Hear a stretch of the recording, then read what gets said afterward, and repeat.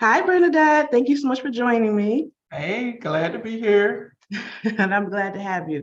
For this conversation, we're going to talk about your experience working with me. And I think it'll be very helpful for people, other small business owners who are thinking, do I need a communication strategist on my team or not?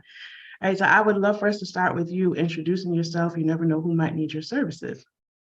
Yeah, so I'm Bernadette L. Harris. I am a small business accountant and I work with businesses that are committed to growth, right? Committed and ready to grow their businesses. So I help businesses with bookkeeping, accounting, CFO services.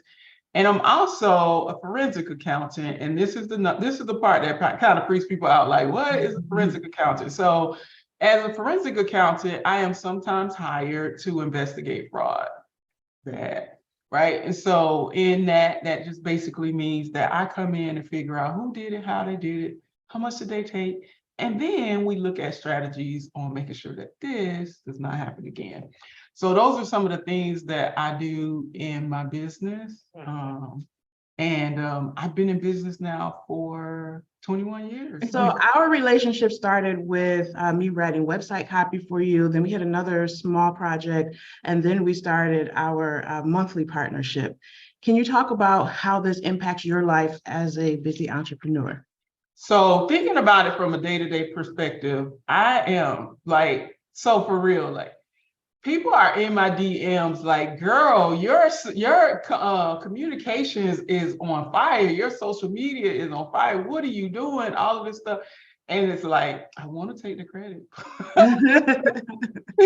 But I know I can't. I really can't take the credit for it. So just having a communication strategy, all of that, it's just lighten the load. Like, I think one of the things that I told you once before is I like working with you because I get to just show up and just be the person that I am and just show up for my clients and do the things that I do. And then you work on just making sure that other people know what it is that I do. And so not having to do that piece and just be able to just show up and be awesome and all of that is just, it's life-changing. It is like, it's really freeing.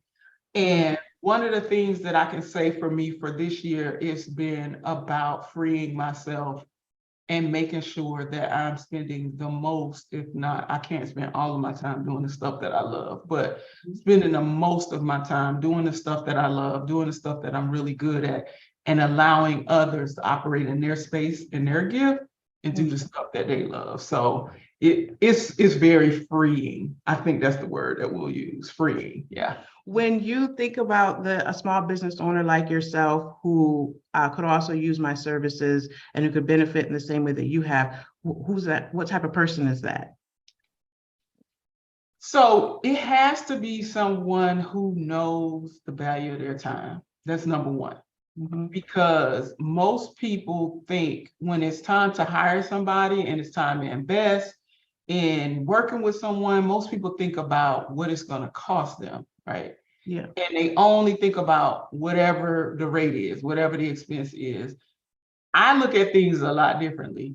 And I think about what my time is worth, what I could be billing my clients for, what I could be doing as far as creating income for my firm.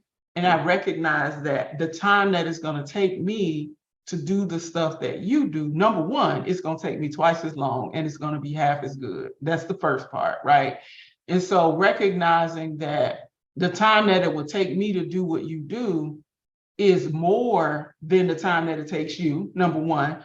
And two, when I am saving money by doing it myself, I'm also not making money. And so 21 years into the game, like I've learned, I learned this a long time ago, but I definitely, like I wake up in the middle of the night and tell you this one, like I recognize that my time has to be spent doing income producing activities, period. I cannot spend time.